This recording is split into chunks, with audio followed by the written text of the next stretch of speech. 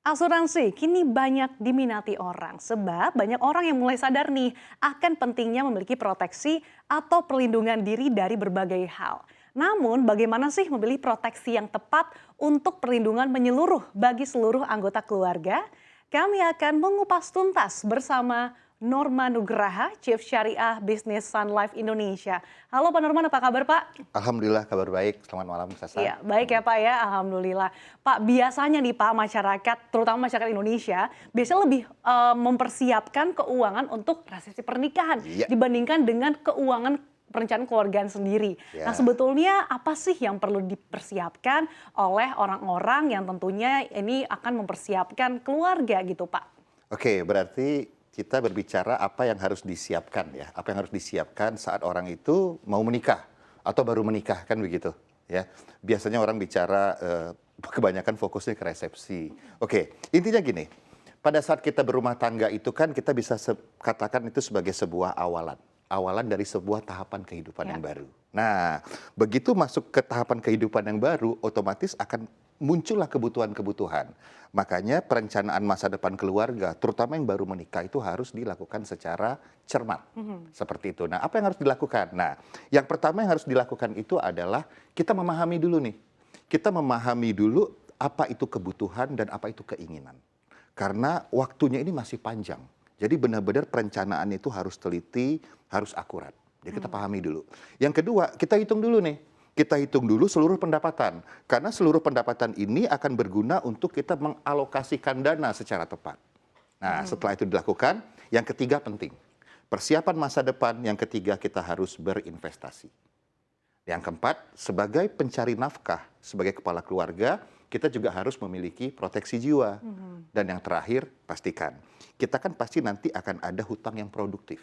Seperti cicilan KPR, kredit kendaraan bermotor. Nah, rasio hutangnya juga kita harus perhatikan. Jadi itu 5 tahapan pada saat kita memulai keluarga baru yang memasuki tahapan kehidupan baru kita. Oke, nah ada perbedaan nggak sih Pak antara keluarga yang baru nih dengan keluarga yang sudah bertahun-tahun atau yang sudah memiliki anak di dalam tata pengelolaan keuangannya? Pasti ada yang berbeda karena orang akan berada di tahapan yang berbeda-beda. Tahapan itu kan ada beberapa. Tahapan dia belum menikah, tahapan sudah menikah, tahapan menikah anak satu, anak dua itu udah beda lagi. Jadi pada saat melakukan perencanaan keuangan, basically dia harus tahu dulu kebutuhannya seperti apa, perencanaannya seperti apa.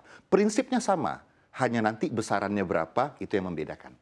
Oke, nah di tengah ada-ada aja nih Pak ketidakpastian global. Sebetulnya seperti apa sih alokasi idealnya nih dalam kita melakukan perencanaan keuangan untuk keluarga? Ya, memang ada aja sih, ada aja kejutan-kejutan, Ya. ada aja surprise dalam hidup. Kita nggak pernah tahu hari esok seperti apa. Tapi sebaiknya alokasi itu bisa kita berbagi beberapa komponen. Nah, kalau kita bisa lihat dari layar seperti ini, ya, dominasi dari alokasi kita, karena ini kan kebutuhan rumah tangga ya, dia mendominasi bahkan sampai 40%. Itu untuk rumah tangga, ini macam-macam ini. Macam-macam semuanya di sini. Nah, terus yang kedua, pastikan juga alokasi cicilan pinjaman. Jangan sampai lewat dari 20%. Oke, artinya Kan, hutang tidak boleh lewat dari yes, 20% dan ya itu pun Pak? hutang yang produktif ya. Oke. Seperti saya bilang sebelumnya, KPR dan lain-lain. Nah, kalau lebih dari 20% itu akan mengganggu cash flow. Jadi maksimalkan di 20%. Dan ingat, kebutuhan anak dan biaya pendidikan itu bukan biaya yang sedikit. Itu biaya yang dibutuhkan itu juga relatif besar. At least seminimal mungkin ada 10%. Kita harus simpan itu untuk kebutuhan anak dan biaya pendidikan. Dan kemudian dalam konsep perencanaan keuangan tentunya at least ada 10%. Uang jaga-jaga nih untuk dana darurat.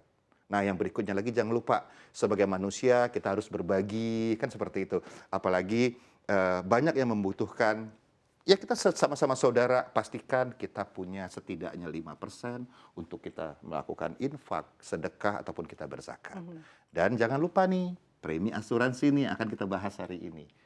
At least ada 5%. Kita cadangkan untuk itu kita membeli produk-produk asuransi. Nah, kemudian pastikan juga kita punya komponen penting. Kita bisa berinvestasi untuk masa depan dan hidup harus balance. Ya, kalau enggak, karena tingkat stres yang Iya. tinggi, produktivitas semakin rendah. Jadi pastikan juga biar gimana pun ada yang kita alokasikan juga untuk hiburan. Jangan sampai kebalik ya Pak, 40% malah di hiburan nih. Eh, jangan sampai seperti itu ya. Iya. Tapi ini adalah alokasi yang memang sudah seharusnya bagi keluarga yang baru menikah ataupun yang sudah lama menikah tapi memang belum melakukan seperti ini. Ini adalah rekomendasinya seperti ini. Oke, artinya salah satu yang menjadi penting dipersiapkan adalah tabungan dana darurat. Tapi ternyata Pastikan. nggak cukup dana darurat ya Pak ya. Ya. Ternyata asuransi ini juga penting sebagai solusi terbaik untuk perencanaan keuangan. Nah, bagaimana Benar. nih Pak untuk memilih proteksi yang tepat untuk perlindungan menyeluruh bagi anggota keluarga? Oke, ada dua hal. Hal yang pertama itu pastikan dulu kita mengetahui jenis asuransinya. Karena itu akan disesuaikan dengan kebutuhan keluarga kita nih apa. Jenis asuransi sederhananya kita mulai dulu dari asuransi kesehatan. Jadi asuransi kesehatan itu kan memberikan tanggungan ya. Memberikan tanggungan kalau kita dirawat di rumah sakit, membiayai biaya pengobatan, ya kan, kamar rumah sakit, dokter, dan lain-lain. Dan yang kedua itu adalah asuransi jiwa.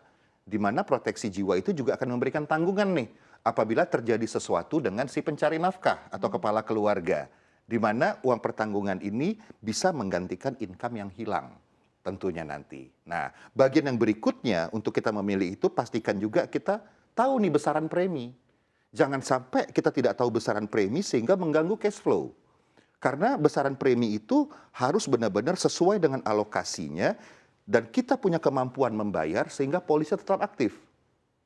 Gitu loh, kayak gitu. Dan jadi itu yang harus diketahui. Jadi kita tahu jenisnya dan kita tahu biaya dari asuransinya itu sendiri. Oke, banyak masyarakat yang bertanya-tanya nih Pak. Kalau untuk asuransi keluarga, lebih pilih asuransi tradisional atau sebaiknya pilih asuransi unit link nih? Oke, pertanyaannya oke banget ya. Sebenarnya secara prinsip, apapun produk asuransi mau jenisnya apapun, apakah basisnya tradisional ataupun unit link, sama-sama bertujuan untuk kebaikan dan perencanaan keluarga. Hanya saja konteks dan relevansinya malam ini saya lebih mengedepankan unit link. Nah, kenapa unit link? Unit link itu dikenal dengan tingkat fleksibilitas yang sangat bagus. Manfaatnya aja ganda. Dalam satu perspektif kita bisa mengoptimalkan pertanggungan kita untuk proteksi. Dalam satu perspektif lagi kita bisa mengharapkan potensi dari pertumbuhan investasinya. Kenapa? Suatu ketika mungkin pencari nafkah itu punya masalah keuangan sehingga tidak bisa melanjutkan polisnya. Nah, fleksibilitas dari unit link ini adalah potensi hasil investasinya itu bisa digunakan untuk melanjutkan pembayaran premi. Oke. Sehingga walaupun keuangan kepala keluarga itu terganggu, polisnya jalan terus nih. Ceritanya seperti itu. Dan kalaupun terjadi sesuatu, otomatis uang pertanggungan yang ada bisa menjadi income replacement buat ahli warisnya. Nah, seiring berjalannya waktu, unit link ini juga fleksibel.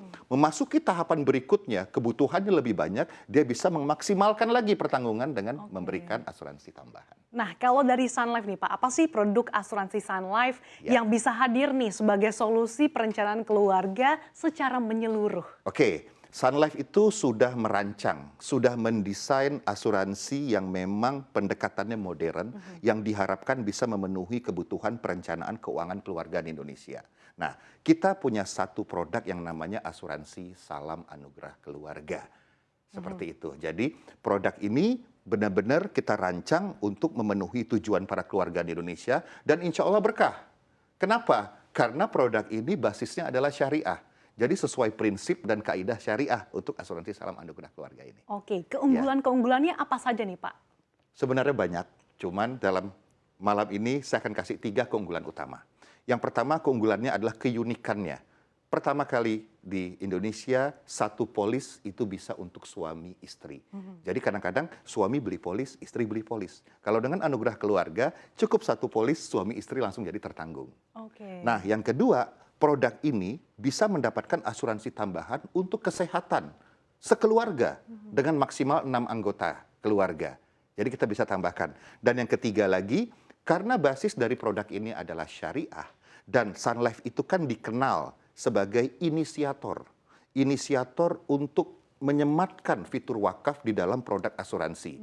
Dan itu sudah keluar fatwanya nomor 106 tentang wakaf. Jadi keunggulan yang ketiga ini adalah untuk siapapun keluarga di Indonesia untuk memenuhi kebutuhan spiritual dan religiusnya, dia bisa berwakaf melalui produk ini. Jadi itulah 3 keunggulan utama. Oke, itu tadi dia asuransi Salam Anugerah Keluarga bisa Yes. jadi pilihan ya para keluarga nih yang sedang melakukan perencanaan keuangan. Nah kalau gitu boleh nih Pak disimulasikan seperti apa sih Pak contoh premi di asuransi Salam Anugerah Keluarga? Oke, sederhana. Kita bisa lihat di depan sini sudah ada ilustrasi sederhana ya. Jadi kita mulai, katakanlah pria dan wanita ini berusia 35 tahun usia masuknya. Hanya cukup dengan 750.000 per bulan. Atau itu hanya equal dengan 25.000 per hari sekali makan. Nah, benefit utamanya adalah dengan hanya 750.000 per bulan, itu total asuransinya itu hampir 1 miliar atau lebih tepatnya 900 juta. Yang dibagi 450 juta untuk suaminya dan 450 juta untuk istrinya. Selama ini polis itu kan hanya untuk satu aja. Terjadi sesuatu polisnya selesai. Kalau ini enggak. Satu ketika misalnya nih, terjadi sesuatu dengan kepala keluarga, polis tetap lanjut. Karena istrinya juga masih jadi tertanggung. Jadi sederhana sekali, bayangkan. Sasa, 25.000 per hari, kita udah bisa menyiapkan warisan dengan total 900 juta. Oke. Jadi kalau kita hitung-hitung lagi, 750.000 selama 10 tahun, berarti kan per tahunnya itu kan 9 juta. Jadi dengan hanya 90 juta yang kita taruh untuk bayar premi, atau kalau di syariah itu istilahnya kontribusi, 90 juta selama 10 tahun, kita punya 900 juta total warisan, bahkan ada benefit tambahan, masing-masing anak, maksimal 2 anak masih dapat pertanggungan 10 juta, dan uang 90 juta yang kita taruh ini, itu masih ada potensi untuk diinvestasikan. Jadi mudah-mudahan Indonesia ini aman, sejahtera, iklimnya bagus, sehingga investasi pun akan bertumbuh dengan optimal. Sehingga untuk simulasi seperti ini, apa yang dikeluarkan punya potensi pertumbuhan di nilai investasi. Oke, ditambah dengan nilai dana investasi yang terbentuk ini juga Benar. udah lumayan banget ya Pak ya. Iya. Nah tapi pertanyaannya juga nih Pak, kondisi seperti apa sih yang kira-kira dianjurkan untuk kita sebagai pemegang polis nih supaya bisa mengupgrade asuransi kesehatannya? Oke, tentunya kapan waktu yang tepat untuk kita upgrade? Saat kita memasuki tahapan-tahapan berikutnya. Oke. Ya, jadi asuransi itu bukan produk yang sekaligus langsung dibeli maksimal. Enggak. Setiap manusia itu kan ada siklus, ada tahapan, ada stages yang harus dia lalui. Kapan harus upgrade? Begitu dia masuk tahapan berikutnya, kebutuhannya lebih banyak, di saat itulah dia harus memaksimalkan asuransi kesehatannya. Seperti itu. Oke, nah Pak kalau milenial nih yang belum menikah bisa nggak sih Pak untuk memiliki asuransi Salam Anugerah Keluarga? Tentunya bisa sekali. Ya, jadi walaupun dia belum menikah, walaupun namanya asuransi Salam Anugerah Keluarga, dia bisa membeli sebagai single person untuk persiapan dia nanti, dan dia beli untuk uang pertanggungan diri sendiri, dan kembali lagi apa yang dia bayarkan sebagai premi atau kontribusi juga akan ada peluang untuk diinvestasikan juga. Oke, terakhir nih Pak, apa sih tips-tips nih bagi para milenial ataupun mungkin masyarakat yang sudah berkeluarga untuk memiliki atau memilih asuransi keluarga secara menyeluruh ketika misalkan dihadapi dengan kondisi yang ada-ada aja nih Pak? Oke, memang kondisi yang selalu ada aja, ya kan? Yang banyak kejutan-kejutan, banyak risiko yang ada. Yang pertama, pastikan kita tahu dulu bahwa asuransi itu sangat penting untuk tujuan kita di masa depan. Ya. Yang kedua, siapkan alokasi dananya. Terus yang ketiga, cari produk yang tepat.